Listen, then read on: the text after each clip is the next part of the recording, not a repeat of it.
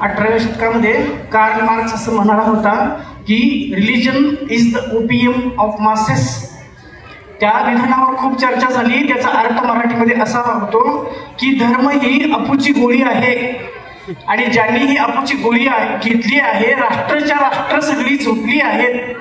धर्माच्या नावाखाली जो अनागोंदी कारभार चालतो तो अनादी काळापासून चालत आलेला आहे आणि माणसाची प्रगती खुंटण्याचं एकमेव जर कारण असेल तर तो धर्म आहे.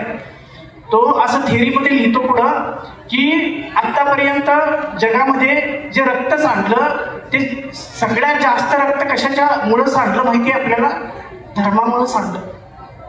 धर्मामुळे सगळ्यात जास्त युद्ध झाली आणि त्या युद्धामध्ये जेवढी माणसं मारली गेली ती अन्य कोणत्याही कारणानं माणसं मारली गेली नाहीत.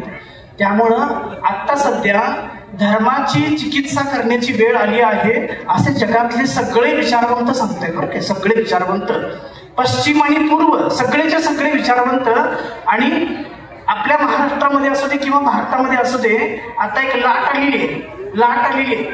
त्याच्यामध्ये कन्व्हर्जन नाही आहे बरं काय. कुठे कोण कन्व्हर्जन नाही आहे. जगामध्ये 800 कोटी लोक आहेत. 800 कोटी लोकांमध्ये 200 कोटी आणि आता ती संख्या वाढू लागली आहे. 200 कोटी लोक अथेइस्ट झालेली आहेत. अथेइस्ट या शब्दाचा अर्थ नास्तिक, कोणत्याही धर्माला न मानणारे. किंवा त्यांना आता असं हे झालेलं आहे की धर्माच्या कॉलममध्ये आपण माणुसकी किंवा मानवतावाद हाच माझा धर्म असं लिहिण्याचा एक ट्रेंड जगामध्ये वाढू लागला आहे. त्यामुळं आता इथून पुढं फक्त एक 5 मिनिटांमध्ये मी काय घडले जगाच्या पार्श्वभूमीवरती ते सांगतो की जेव्हा पिढ्या मोजल्या जातात तेव्हा पिढ्यांची पण एक थिअरी आहे बरं काय. मुलांच्या आई वडिलांनी नीट ऐकावं. हे पिढ्यांची एक थिअरी असते. 20व्या शतकाच्या पूर्वार्धामध्ये 1925 पासून 1945 पर्यंत ज्यांचा जन्म झालाय त्याच्या पिढीला ट्रॅडिशनलिस्ट असं म्हणतात. आणि ते लोक कसे होते? सरळ मार्गी होते. आपले आजोबा वगैरे असतील ट्रॅडिशनलिस्ट 1925 पासून 45 मध्ये जे जन्मलेले आहेत त्या पिढीला ट्रॅडिशनलिस्ट अशी म्हणण्याची पद्धत आहे. 1945 पासून 1965 पर्यंत ज्या लोकांचा जन्म झालाय त्यांना बेबी बूमर्स असं म्हणण्याची पद्धत आहे. पिढी आहे बेबी बूमर्स. आणि त्या लोकांनी काय केलं 1945 पासून 1965 पर्यंत ज्या लोकांचा जन्म झालेला आहे त्या लोकांच्या जन्माला पार्श्वभूमी दुसऱ्या महायुद्धाची होती. दुसरं महायुद्ध संपलं आणि दुसरं महायुद्ध संपल्यानंतर लोकांच्या मध्ये एक चैतन्याची लहर आली आणि तुम्हाला जाणवेल 1945 पासून 1965 पर्यंत ज्या लोकांचा जन्म झालेला आहे त्या लोकांनी 3, 4 किंवा 5 पेक्षा अधिक मुलं काय केलेली जन्माला घातली. बरोबर की चूक? बरोबर आहे. म्हणून त्यांच्या पिढीला नाव आहे बेबी बूमर्स नाव आहे त्या पिढीला. आणि मग पुढे येतो 1965 पासून 1985 पर्यंत किंवा 1980 पर्यंत ती जी पिढी आहे त्याला म्हणतात जनरेशन एक्स. आणि त्या जनरेशन एक्सच्या वाट्याला प्रचंड संघर्ष. मी सांगतोय काय 1965 पासून 1980 साधारण 1985 असं पकडा. हा 20 वर्षाचा जो कालावधी आहे या 20 वर्षाच्या कालावधीच्या पिढीला नाव आहे जनरेशन एक्स.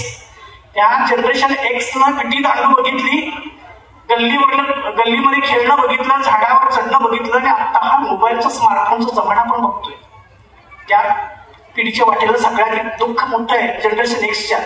आणि त्याच्यानंतर येते 1980 पासून 2000 पर्यंत साधारण त्याला मिलेनियम म्हणतात. मिलेनियम पिढी जनरेशन मिलेनियम किंवा जनरेशन वाय असं म्हणतात. म्हणजे तुमचा जन्म 1980 पासून 2000 पर्यंत झाला असेल तर त्या पिढीमध्ये कम्प्युटरचं येणं, कम्प्युटर ऍक्सेस होणं आणि पाठीमागचा काही थोडासा बेस ह्या पार्श्वभूमीवर त्यांचा जन्म झालेला आहे.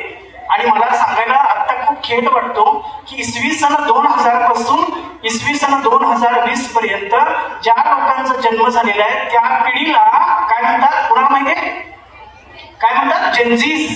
हे सगळी पोरं बसलेत ना, ही सगळी जेनझीज आहेत. कोणाच्या बापाला सुद्धा ऐकणार नाही. सांगून ठेवतो त्याचं कारण आहे ह्या जेनझीज मध्ये जनरेशन झेड म्हणतात बरं काय. आणि जनरेशन झेडचा प्रताप काय झालाय, ह्याच्या पाठीमागली जी पिढी होती ना त्या पिढीनं संघर्ष भोगलाय. तो संघर्ष आपल्या वाट्याला यायला नको म्हणून त्यांनी यांचं लाड केलं बरं काय. आणि ह्यांच्या जमान्यामध्ये स्मार्टफोन आला आणि सगळी टेक्नॉलॉजी, सगळा डेटा, सगळा ह्यांच्या समोर आता 2000 पासून 2020 पर्यंत ही जी काही पिढी आहे तिला काय म्हटलेलं आहे, जनरेशन झेड किंवा जेन्झीज.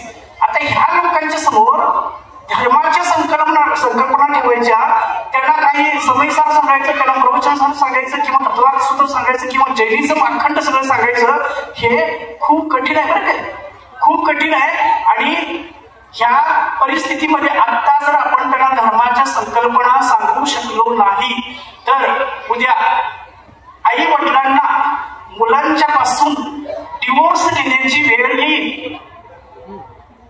R you getting my point? मुलांच्या पासून आई वडिलांना डिवोर्स घेण्याची पाळी येईल. कळतंय का तुम्हाला? म्हणून धर्माच्या संकल्पना अथेइस्ट होणं आज खूप सन्मानजनक मानलं जाते बरं काय, अथेइस्ट होणं, विनास्तिक आहे, अमुक आहे तमुक आहे. परंतु सगळ्याच आता मला खूप कमी वेळ आहे, 10 मिनिटं आहेत आणि 10 मिनिटांमध्ये तुमच्याबरोबर चर्चा पण करायची आहे. तर ह्या जनरेशन झेडला आणि आता 2020 पासून पुढे जे जन्माला येतील ना त्याला जनरेशन अल्फा असं म्हटलेलं आहे. जनरेशन अल्फा ही जी पुढे पिढी वाढणार आहे ना, ही पिढी तर अशी असणार आहे की सायन्स आणि टेक्नॉलॉजी, आर्टिफिशियल इंटेलिजन्स ज्याला आपण म्हणतो ना, ती घेऊन त्याच्यामध्ये आईचं रिलेशन, बापाचं रिलेशन, बहिणीचं रिलेशन, भावाचं रिलेशन, हे सगळे रिलेशन आहेत ना आपण ज्या भारतीय संस्कृतीनं अनादी काळापासून पाळत आल्या, ह्याचा काहीही मूल्य राहणार नाही, शून्य मूल्य राहील. हे जगाच्या पाठीवरचा अभ्यास आहे. तुम्ही हवं तर गुगल करून बघा, जनरेशन अल्फा टाका किंवा जनरेशन झेड टाका, जेन्झी टाका. आणि ह्याच्यामध्ये आता अलीकडं एक शब्द ऐकतो आपण,